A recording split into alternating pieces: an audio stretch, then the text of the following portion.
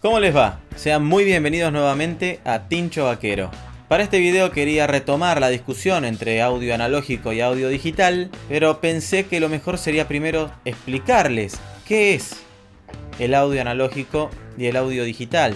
Para esto voy a dividir el video en tres partes.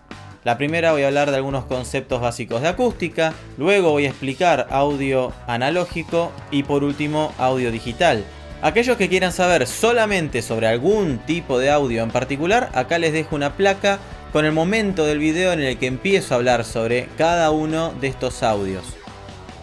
Bien, vamos desde el principio, hablemos sobre el sonido acústico. Este es el que casi siempre vamos a estar escuchando, por no decir siempre.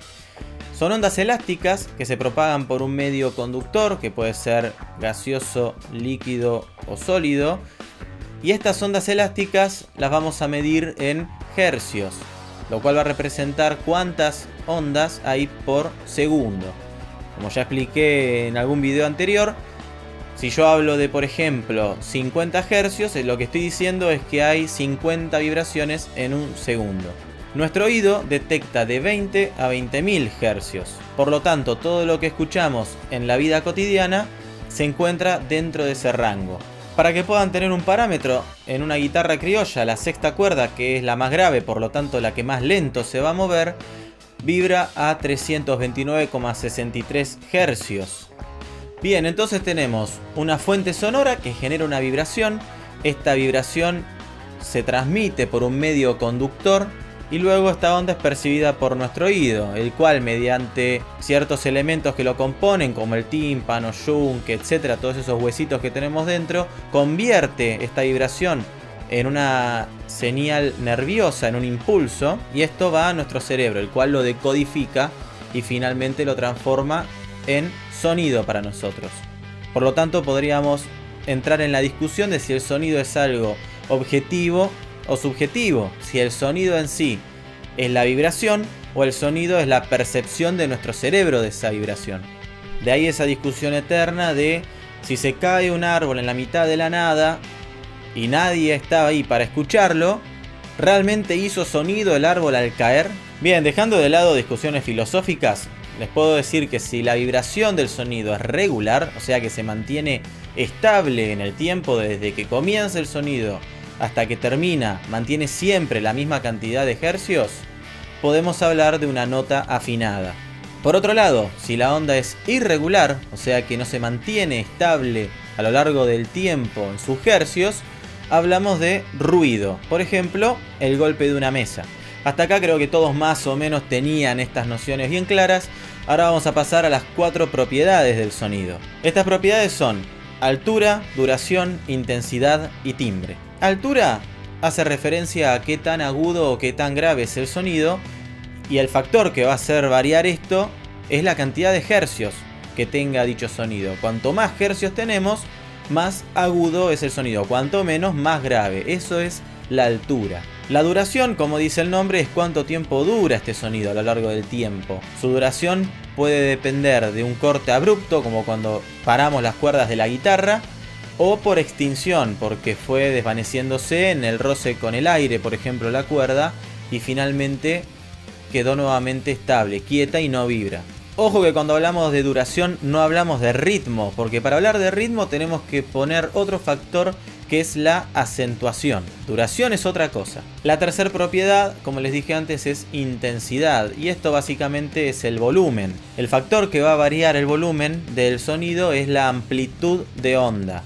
A mayor amplitud de onda, más volumen. A menor amplitud de onda, menos volumen. Y por último, timbre, que tal vez es el más difícil de explicar, pero básicamente les diría que el timbre es la identidad del sonido. Sin usar la visión, uno solamente prestando atención a cómo suenan las cosas puede saber si eso que está sonando es el canto de un pájaro, la bocina de un auto. Inclusive puede distinguir entre dos personas del mismo sexo y saber si es tal o cual amigo o conocido. Y yendo más profundo, podríamos tomar dos guitarras, por ejemplo, con la misma construcción, con las mismas maderas utilizadas para esto, con las mismas marcas de cuerdas, el mismo calibre, todo lo más parecido posible. Igual el oído va a notar diferencia, porque las cuerdas fueron colocadas un poquito distinto, porque las vetas de la madera no pueden ser extraídas del mismo lugar del árbol. Entonces tienen otro orden, otra distribución. Por más que la tapa en ambas guitarras sea de abeto, no es el mismo abeto. Por lo tanto el oído detecta esa diferencia. Ese es el timbre.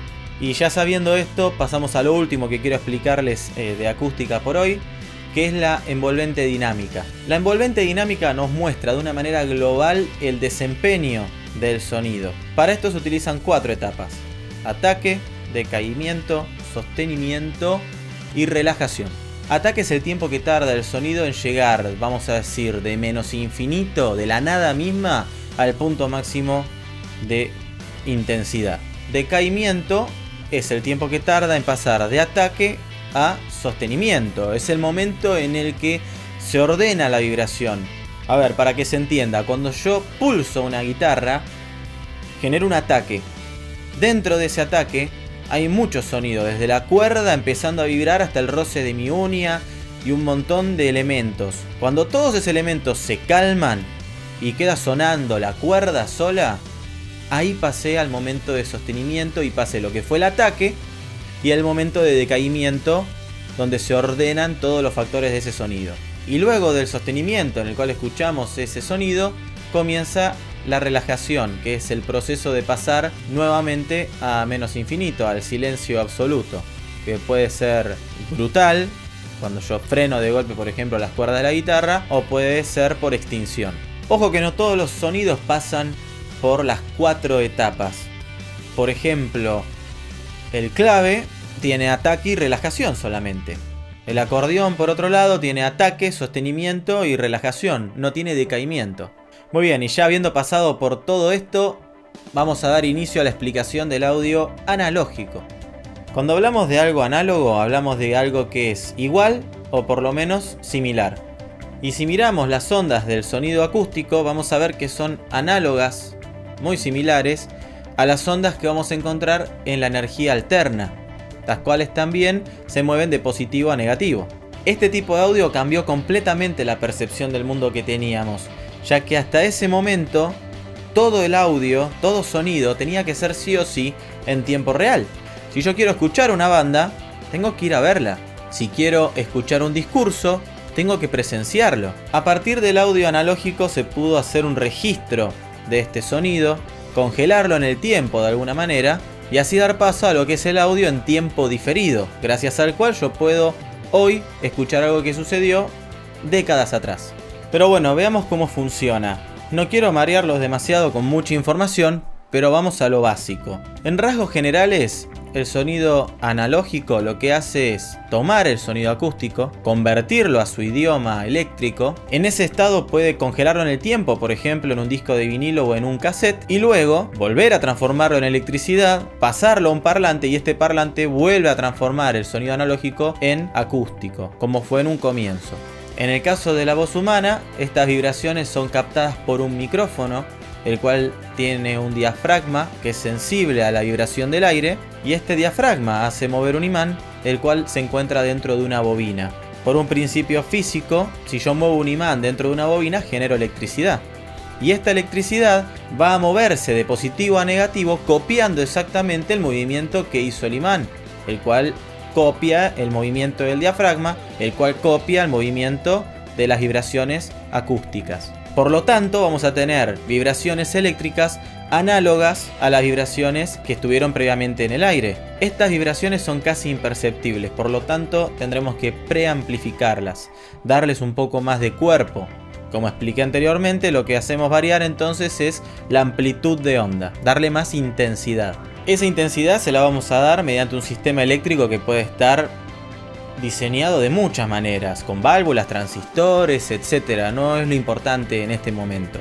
Lo que sí nos importa es que una vez que el sonido ya tiene cuerpo, yo tengo dos opciones. O darle curso para que salga por un parlante, por ejemplo cuando estoy dando un discurso en vivo y quiero amplificar la voz, o en ese momento guardarlo de alguna manera, almacenar ese sonido. Una manera de almacenar el sonido analógico es por ejemplo con un disco de vinilo. En el disco vamos a tener surcos, los cuales copian en su interior el movimiento de las vibraciones, y luego con una aguja vamos a hacer pasar esta aguja por esos surcos y la aguja va a copiar esos movimientos ascendentes y descendentes, los cuales son nada más y nada menos que la copia análoga de la vibración que fue eléctrica, que a su vez copia la vibración que fue acústica. Esa vibración copiada por la aguja nuevamente va a ser transformada en electricidad. Nuevamente la vamos a preamplificar para darle cuerpo y luego sí podemos pasar a la última etapa, que sería la de amplificación. Al amplificar sí le voy a dar mucha amplitud de onda, ya que necesito mucha cantidad de electricidad para proporcionársela a una bobina, y esta bobina, al recibir electricidad, va a hacer mover un imán que va a estar en su interior. Es justamente al contrario, ¿no es cierto? Si antes el imán al moverse genera electricidad, yo si le doy electricidad, muevo el imán. Y este imán va a estar conectado a un parlante, a un cono. Al moverse ese cono de manera positiva y negativa hacia afuera y hacia adentro, va a volver a generar ondas en el aire. Así como antes el diafragma copió las ondas que estaban en el aire, ahora es el parlante el que las devuelve.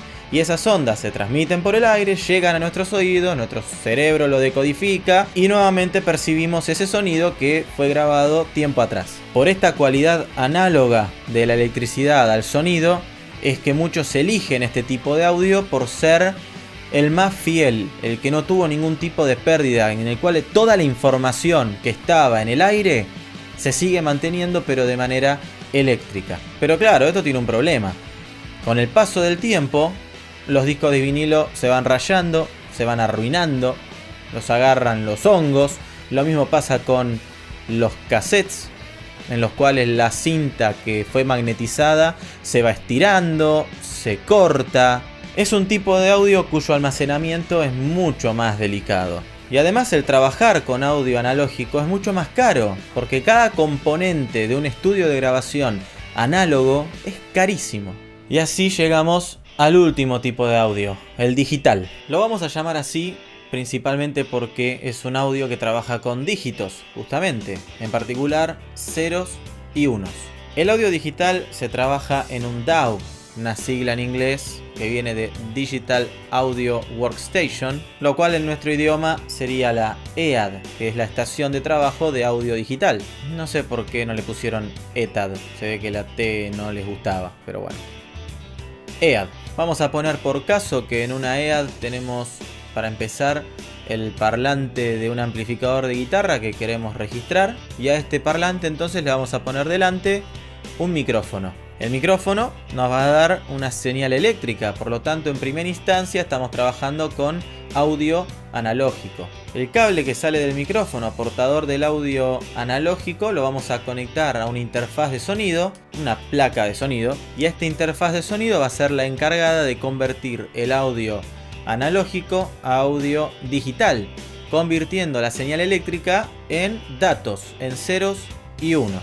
Una vez transformado en ceros y unos, estos datos van a la computadora, que sería el anfitrión, el host, y una vez ahí uno puede trabajar con un software de edición. Con este software de edición yo puedo modificar el sonido digital o simplemente guardarlo en algún tipo de formato para que quede almacenado dentro del anfitrión, y luego queda en mí qué quiero hacer. Puedo tomar esos datos y pasarlos a otros anfitriones, puedo pasarlo a un pendrive, puedo pasarlo a un celular, puedo mandarlo por internet, lo que quiera. Cuando quiera volver a escuchar ese audio digital, tengo que volver a abrirlo con un software de edición, que este software interprete qué significan esos ceros y unos y mande esa información a la interfaz de sonido. Esta interfaz de sonido va a ser el proceso inverso, o sea, va a transformar el audio digital nuevamente a analógico. Luego será amplificado y enviado a un parlante, el cual transformará ese sonido analógico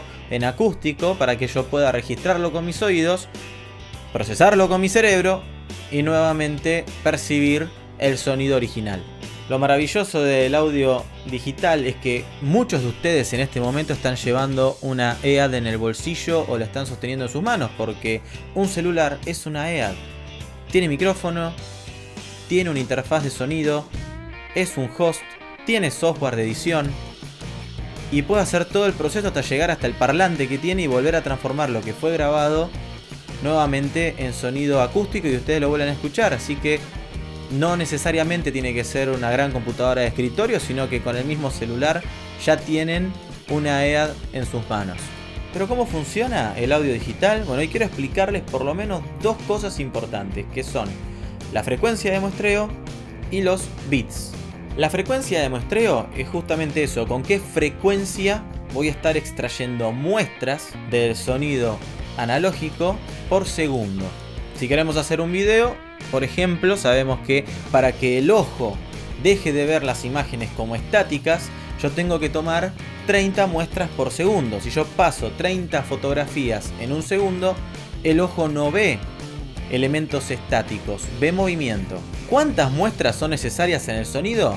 Bueno, para eso vamos a prestarle atención al teorema de Nyquist, el cual nos dice que hay que muestrear el doble de la frecuencia máxima a registrar. Si sabemos que el oído registra hasta 20.000 Hz, tendríamos que muestrear el doble, 40.000 muestras por segundo. Fíjense, el ojo es engañado con 30 muestras por segundo, el oído requiere de 40.000. Como se pueden producir pérdidas en la EAD mientras que uno va procesando el sonido, se cerró en convenio internacional en un muestreo de 44.100. Por eso es que cuando ustedes compran un CD original van a ver que esa calidad de CD trabaja a 44.100 muestras por segundo. Por esto mismo, cuando escuchamos la radio y escuchamos una canción, nos parece que suena opaco, suena raro. Y esto es porque la radio suele transmitir a 20.000 muestras por segundo. Por lo tanto, la canción va a estar siendo reproducida desde 20 Hz hasta 10.000. O sea que de 10.000 a 20.000 no existen. Es como si no se hubiesen grabado. Por lo tanto nos falta brillo, nos falta el espectro agudo. No se van a escuchar bien los platillos, el siseo, el aire de la canción. Es un tema complicado el del muestreo porque es lo primero que atacan los amantes del audio analógico. Yo puedo sacar muchas muestras. Saco 44.100 en un segundo. Pero una vez que son guardados esos ceros y unos y después tiene que ser reconstruido, al igual que esos dibujitos que hacíamos de chicos uniendo los puntos, cuando la computadora vuelve a unir los puntos, vemos que la onda no queda exactamente igual a como era antes. Hay algo que se perdió, hay algo que se modificó en el mejor de los casos. Y esta sutileza es la principal que defienden los amantes del audio analógico. Por este motivo, si bien cuando se graba el CD final se lo suele grabar a 44.100 muestras por segundo, en los estudios de grabación se suele trabajar últimamente a 192.000 muestras por segundo. Imagínense el detalle de este audio digital. Y por otro lado tenemos los bits, que lo que nos va a definir es cuánta información trae cada una de estas muestras. Un bit es un dígito, y en este caso entonces si yo trabajo a un bit puedo poner un 0 o un 1 en cada una de las muestras.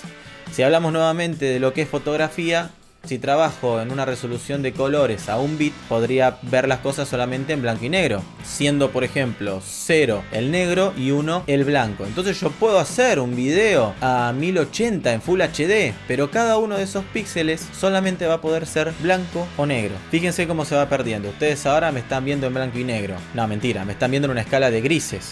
Hay muchos colores todavía, hay muchas tonalidades. Esto es blanco y negro. Se dan cuenta que por más que esté en Full HD, se perdió mucha información. Como en cada bit tengo dos números, 0 y 1, cada vez que agrego un bit, se multiplican por 2 mis posibilidades. Entonces, si tengo un solo bit, es 0 o 1. Si tengo 2 bits, ya voy a tener 4 posibilidades. A 3 bits, tengo 8. A 4 bits tengo 16 colores, vamos a decir. Si trabajo a 8 bits tengo 256 colores, ya es otra cosa. Y si trabajo a 16 bits ya voy a tener 65.536 colores. El crecimiento es exponencial y verdaderamente impresionante. Y a 24 bits ya se lo considera color verdadero, ya que 16.777.216 colores se encuentran en el límite de lo que el ojo humano puede discriminar. Con el sonido pasa algo muy parecido. Yo puedo tener un montón de muestras, como tenía en la fotografía 16 megapíxeles, pero si cada una de esas muestras no tiene información, la onda no se reproduce correctamente. Si yo hago 192.000 muestras por segundo, pero en cada una de estas muestras solamente pongo un bit, lo que voy a tener es la posibilidad de marcarle a cada muestra en la amplitud de onda que esté o en nulo, en menos infinito, sin sonido, o en cero, al máximo, arriba de todo. A medida que vaya agregando bits, yo voy a poder ir poniendo, vamos a decir, estaciones, poder ir graduando esta situación, con 2 bits, con 4 bits. Por eso el CD nos marca dos cosas, que tiene una frecuencia de muestreo de 44.100 y que además trabaja a 16 bits. Esto nos va a dar la posibilidad de poner nuestra marca en esa muestra en 65.536 posibilidades, que van a ir desde el menos infinito hasta el cero, el techo, el tope de volumen. Sí, acá les voy a marcar otra diferencia. En el audio analógico, el silencio es 0 y de ahí se va subiendo en decibeles.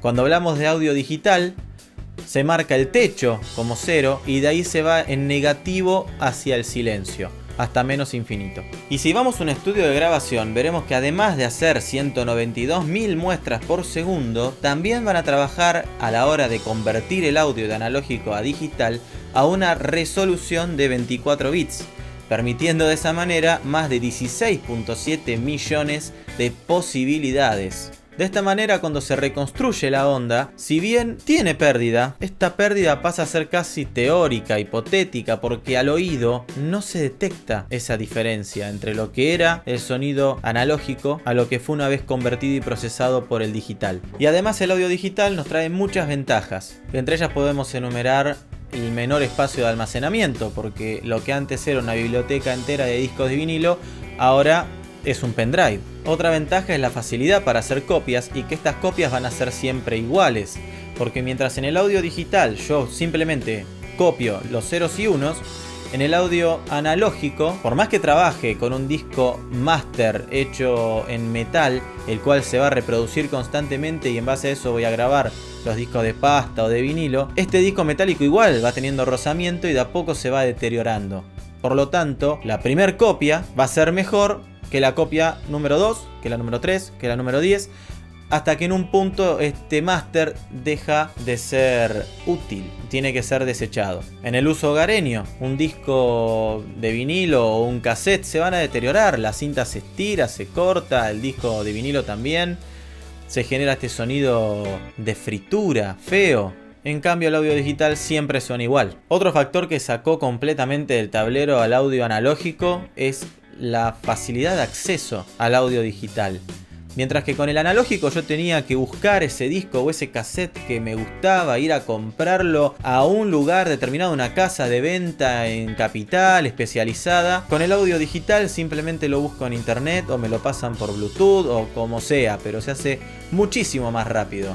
Es más, yo puedo estar escuchando audio en tiempo real mediante streaming por internet de algo que está sucediendo ahora. No tengo que esperar a que lo graben, lo editen, lo mastericen, lo saquen a la venta, que llegue a mi país y que yo pueda ir, conseguirlo, llegar a casa y escucharlo. Está a la distancia de un clic. Y por último voy a marcar la comodidad en la edición, porque hoy en día cualquiera tiene, como dije antes, una EAD, un DAW. Cualquiera tiene un celular, una compu y con software que uno puede descargar y con una placa de sonido que no son caras, rápidamente puedo estar haciendo registros, grabando, armando videos, grabando demo para mi banda, algo que antes era impensado. Hoy en día cualquier banda de garage puede tener acceso a un demo con una calidad de audio superior inclusive a lo que fue, por ejemplo, la de los Beatles, que eran los número 1 en el mundo y que tenían acceso a la tecnología de punta, lo cual es un arma de doble filo, porque eso hace que los consumidores no acepten ni imagen ni sonido de baja calidad. Todo tiene que ser HD. Llegando al punto inclusive a veces de que no importa si la música que estás haciendo es buena y tiene más valor que otra. Está mal grabado, no tiene la calidad para el mercado. Y entonces se prioriza la producción por sobre el arte. Bueno, y hasta acá esta explicación. Esto fue el audio acústico, analógico y digital. Espero que les haya servido, que los haya acomodado un poco a la hora de pensar qué tipo de audio quiero yo para hacer música, por ejemplo. Si defiendo la bandera de lo analógico, defiendo la bandera de lo digital. Y también a la hora de consumir productos, ¿no? Por ejemplo, Uno cuando ve las especificaciones de una pedalera multiefecto, vemos que dice que esa trabaja a 24 bits con 96.000 muestras. Bueno, ahora ustedes saben qué es eso. Espero haberles sacado dudas, y si generé más dudas de las que resolví, déjenlas en la sección de comentarios, que las voy a ir leyendo y contestando en la medida de lo posible. Y si son muchas, trataré entonces de hacer una segunda parte. ¿Por qué no? Seguir ahondando en esto del audio analógico y el digital. Si les gustó, denle al pulgar para arriba, suscríbanse si es que todavía no lo están, toquen la campanita para que les avise de futuros videos. Y como siempre, muchísimas gracias por su apoyo, por permitirme darles una mano. Y será hasta el siguiente video. Chao.